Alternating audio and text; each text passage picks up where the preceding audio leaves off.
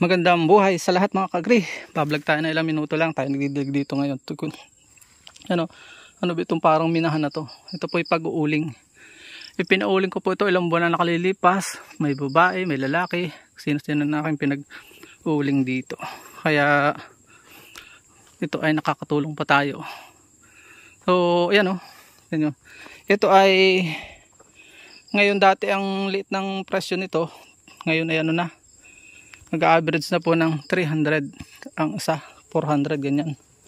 Pakyawan pa yung 300. 400 ang retail, ganun. Kabuhayan na rin, kaya lang talaga ito yung sinumpa kong hanap buhay, ano. Ito nag-iigib siya diyan. Galon, nakagalon. Yan oh.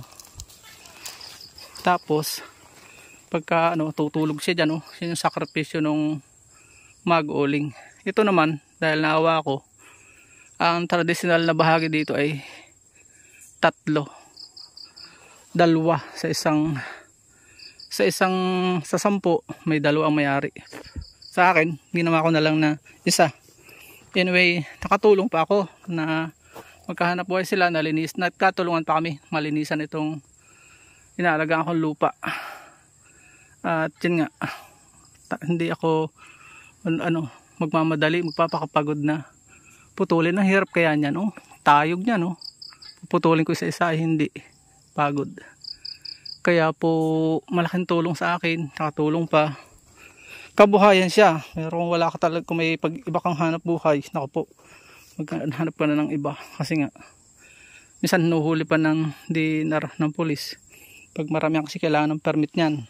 Tapos hindi ko naman kayo dinidiscourage, pero kung wala talagang pagpipilian, maganda rin naman siyang history sa mga anak mo, ikwento mo.